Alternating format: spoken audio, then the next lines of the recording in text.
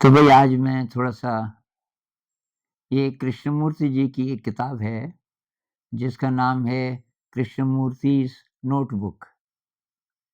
ये ऐसी किताब थी अ, जिसके कारण मेरी बहुत ज़्यादा इच्छा हुई कि मैं इनको मिलूँ, तो वो ज़िंदा थे और ख़ैर वो लंबी कहानी है। मैंने किसी वीडियो में शेयर तो की थी कि मैं ऋषि वैली पहुँच गया और फिर वो जितने दिन 85 में हमारे साथ थे दिसंबर में, तो उस दौरान कई मुलाकातें उनसे हुई। तो ये अकेली किताब है कृष्णमूर्ति जी की जो उन्होंने खुद लिखी और वो छपने के लिए नहीं लिखी थी। वो अपने जो उनके अनुभव होते थे, उनको लिखते थे, जो उन्होंने कभी पब्लिक टॉक्स में शेयर नहीं किए और इसलिए वो रिलक्टेंट थे कि उन्होंने बोला भई ये छपना नहीं चाहिए। तो 1961 और 62 इन 2 सालों के बीच कुछ-कुछ दिन ऐसे आए कि जब बहुत इंटेंस कोई एक्सपीरियंसेस अ, उनको होते थे, तो वो उनको लिखते थे अपनी ही हैंडराइटिंग में। लेकिन ये पब्लिश हुई 76 में, 1976 में पब्लिश हुई और ये किताब मैंने पहली बार पढ़ी 1985 में, मतलब पब्लिकेशन के करीब 9 साल बाद। और ये पहली किताब भी थी उनकी। उसके बाद उनकी पब्लिक टॉक्स, उसकी कैसेट्स, वीडियो कैसेट्स, किताबें, तो उन सब से भी पाला पड़ा पर वो बात मुझे कहीं नज़र नहीं आई। क्योंकि उसमें अपने जो व्यक्तिगत उनके साधना के अनुभव थे अ, वो उन्होंने कहीं शेयर नहीं किए। वो केवल इस किताब में आपको मिलेंगे। ये किताब अवेलेबल है, भारत में भी छप रही है।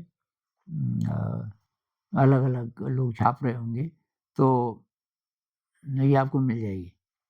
इसको ज़रूर पढ़िए, अगर आप कृष्णमूर्ति जी में इंटरेस्टेड हैं, तो ये किताब अकेले ही बहुत है। और फिर एक और किताब है, जिसने मुझे इम्प्रेस किया, डेविड बोहम के साथ इनके डायलॉग्स, कृष्णमूर्ति जी के, और उस किताब का नाम है द एंडिंग ऑफ टाइम। तो ये मैं दिल्ली में किसी ऑफ़िस में जाना था, किसी फंडिंग एजेंसीज़, उन दिनों में कंसल्टेंसी कर रहा था। तो मैं बहुत सुबह शायद दिल्ली पहुँच गया और अब मैंने कहा कि ऐसा करता हूँ, मैं ज़रा जल्दी चला जाता हूँ, क्या पता वो लोग जल्दी आ जाएँ ऑफ़िस में, तो मेरा काम जल्दी खत्म हो जाएगा। तो मुझे पता चला भई 10 बजे से पहले तो वहाँ कोई आने वाला नहीं है। तो मैं चला गया खान मार्केट और वहाँ एक बहुत गज़ब की दुकान थी किताबों की, लेटेस्ट किताबें, जो दुनिया में कहीं भी छपी हों, वो छपने के तुरंत बाद इनके पास भी पहुँच जाती थी और मैं वहीं से ये किताबें लेता था।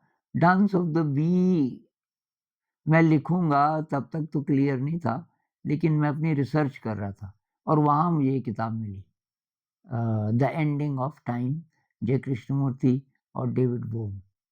तो मैं उस किताब को लेके सड़क के किनारे, एक पार्क था और लेकिन सड़क से जुड़ा हुआ पेवमेंट, वहाँ पे भीड़ नहीं थी सुबह-सुबह का टाइम और पेवमेंट के बगल में फिर एक पार्क, बढ़िया व्यू था और मैं इसको पढ़ने लगा और मेरे ख़्याल से आधी से ज़्यादा तो मैंने बैठे-बैठे ही पढ़ ली। मैं भूल ही गया मैं आया क्यों था दिल्ली।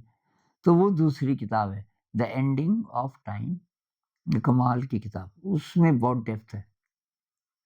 लेकिन जो पर्सनल एक्सपीरियंसेस जिनसे कृष्णमूर्ति गुज़रते रहे ज़िंदगी भर, उनके एनलाइटनमेंट के बाद, अब एनलाइटनमेंट तो मेरे ख़्याल से उनका 20s में हो गया था, लेकिन ये डायरी तो बहुत बाद की है, 61-62 की है।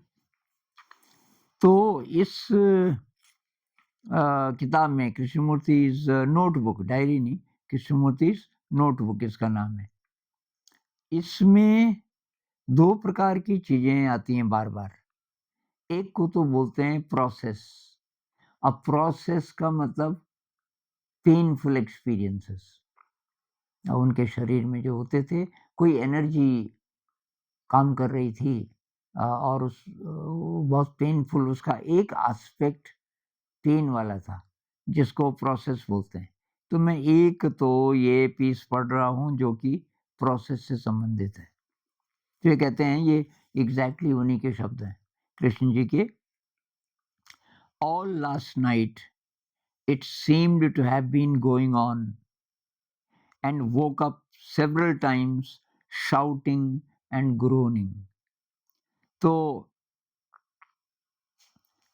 मुझे ऐसा लगता है कि रात भर ये प्रोसेस चलता रहा मेरे शरीर में और मैं कई बार जागा चिल्लाते हुए, कराहते हुए, दर्द से।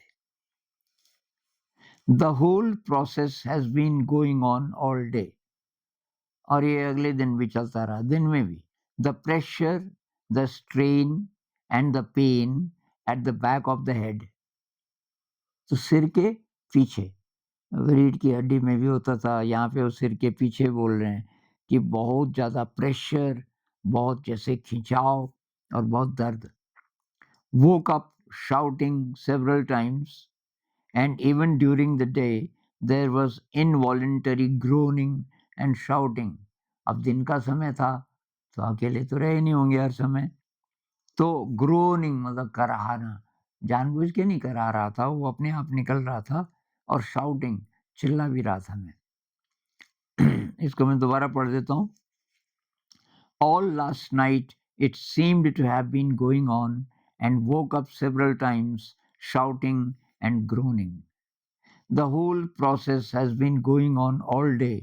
The pressure, the strain, and the pain at the back of the head. Woke up shouting several times, and even during the day, there was involuntary groaning and shouting. So इसको तो बोलते हैं प्रोसेस। लेकिन उनके जो दूसरे experiences थे, blissful वाले, उनको अलग-अलग नामों से अ अ, बोलते हैं। एक तो है सेक्रेडनेस, सेक्रेडनेस पवित्रता के अनुभव, अदरनेस, अदरनेस जैसे कि किसी दूसरे प्रकार की रियलिटी के अनुभव, बेनेडिक्शन जैसे कोई वरदान, ऐसे-ऐसे नाम वो उनको देते हैं। एक मैं ऐसे वाला अनुभव उनका पढ़ रहा हूँ। What took place was beyond all words and description. It was the center of all creation. The eyes that saw, that looked, were wholly different from the eyes of the organ, and yet they were the same eyes. There was only seeing, the eyes that saw beyond time's face. All this seemed to affect the brain. It was not as it was before. As a terrific storm, a destructive earthquake, gives a new course to the rivers, changes the landscape, digs deep into the earth. So it has leveled the contours of thought, changed the shape of the heart. क्या कह रहे हैं? अब जो कि अनुभव मुझे हुआ, उसका को वर्णन करना बहुत असंभव है और शब्दों से, भाषा से परे का अनुभव है। ऐसा मुझे लगा कि मैं क्रिएशन के सेंटर में हूँ। मतलब सारा ब्रह्मांड, सारा अस्तित्व जहाँ से शुरू होता है, मैं वहाँ हूँ। द आइज़ दैट सॉ, मेरी जो आँखें देख रही थी, वो इन आँखों से बिल्कुल अलग थी। ये जो शरीर में जो आँखें हैं हमारी, इनसे बिल्कुल अलग थी। एंड फिर भी मैं उन्हीं आँखों से देख रहा था। आप क्या कहना चाहते हैं? ये आप अपना मीनिंग लगाइए। मतलब ये आँखें जैसे बस मीडियम थी और उसका हिस्सा बन गई थी, उस विराट दृष्टि का, जो कि सब कुछ देख सकती थी। देयर वाज़ ओनली सीइंग, तो केवल दृश्य था और वो ऐसी आँखें थी जो टाइम और स्पेस के बियॉन्ड देख सकती थी। टाइम और स्पेस के पार देख सकती थी। अब ऐसे अनुभव जब-जब उनको होते थे, उनको ये लगता था कि इन्होंने मेरे ब्रेन को बदल दिया। अब ये न्यूरोलॉजी में भी कहते हैं ना, कोई डीप एक्सपीरियंस आपको जब भी होता है, तो वो आपके ब्रेन को रीवायर कर देता है। उस समय ऐसी भाषा नहीं थी।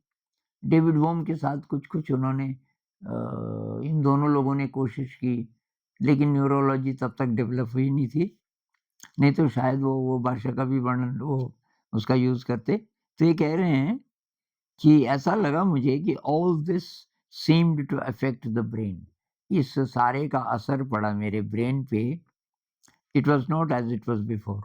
पहले जैसा मेरा ब्रेन था, मुझे लगा कि अब ऐसा नहीं है। तो कुछ-कुछ ऐसा कि जैसे कोई बहुत बड़ा तूफ़ान आए और कोई अर्थक्वेक आ जाए, कोई भूकंप आ जाए, तो वो क्या करता है, नदियों के रास्ते बदल जाते हैं। भयंकर भूकंप आएगा, तो नदी के सामने कोई पहाड़ आ गया, तब नदी वहाँ से डाइवर्ट हो जाएगी ना। नदियों का रास्ता बदल जाता है, लैंडस्केप बदल जाते हैं, पूरा दृश्य ही बदल जाता है। और जो अर्थक्वेक है, वो ज़मीन को खोद देता है बहुत गहरे तक। ऐसा ही कुछ मेरे साथ, मेरे ब्रेन के साथ हुआ उस अनुभव के बाद कि मुझे लगा कि जो विचार हैं, उसके जो कंटूर्स हैं, उतार-चढ़ाव हैं, सब लेवल कर दिया। उस अनुभव ने फ्लैट कर दिया सारे विचारों को। और मेरा जो दिल है, हार्ट है, उसको बदल के रख दिया।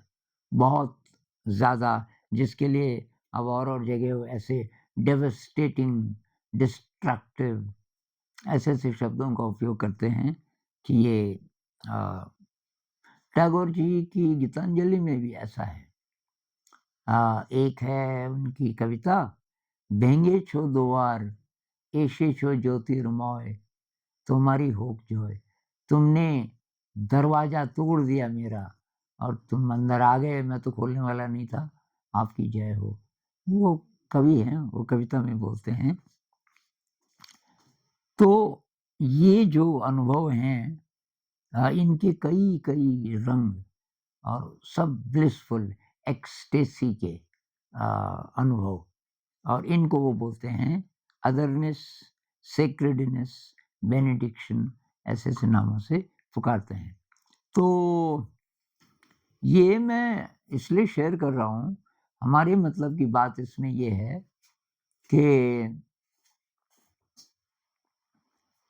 आपका शरीर कितना झेल पाएगा, ये कहना बहुत मुश्किल है। इसलिए अति कभी मत करो। मेडिटेशन की वही चीज़ें ट्राई करो जो बहुत सेफ हैं, आपको अच्छे तरीके से पता है, या तो हर समय आप किसी गुरुजी के साथ हो। कोई बहुत पहुँचा हुआ गुरु है, जिन्होंने उस विधि का उपयोग किया हो, आपको पूरा पता है, तभी उनको गुरु बनाया, तो वो भी चलेगा। आप खुद ही एक्सपेरिमेंट कर रहे हो, तो अब तब आपको ज़रा सतर्क रहना पड़ेगा कि शरीर कितना तैयार है आपका। क्योंकि कुछ लोग ये भी बोलते हैं कि ये जो अनुभव था कृष्ण जी को, ये तो बहुत हाई वोल्टेज के अनुभव थे, जो कि मनुष्य जाति के इतिहास में शायद बहुत कम लोगों को ऐसे अनुभव हुए होंगे, लेकिन उनका शरीर पूरा तैयार नहीं था। ऐसा मतलब लोग अनुमान लगाते हैं। रमन महर्षि जी के लिए भी कुछ लोग ऐसा बोलते हैं कि वो जो चुप रहे इतने साल, लगभग ज़िंदगी भर ही ज़्यादा चुप ही रहे, तो बाय चॉइस नहीं, बोल ही नहीं पाए कि, क्योंकि वो अनुभव इतना ज़्यादा, उनके तो कोई गुरु नहीं थे, उन्होंने कोई अति भी नहीं की, लेकिन अ, वो हो गया। अब अपने आप हो जाए तब तो हम क्या करें? पर जानबूझ करके भई कोई ऐसी चीज़ का उपयोग मत करो, जो कि डेंजरस हो सकती हो। तो ये मैंने भी किया। मैं तो विपश्यना करता था जो सेफ है, लेकिन अति करोगे तो कुछ न कुछ होगा ही। तो मैंने भी 1 साल कुछ ज़्यादा ही अति कर दी।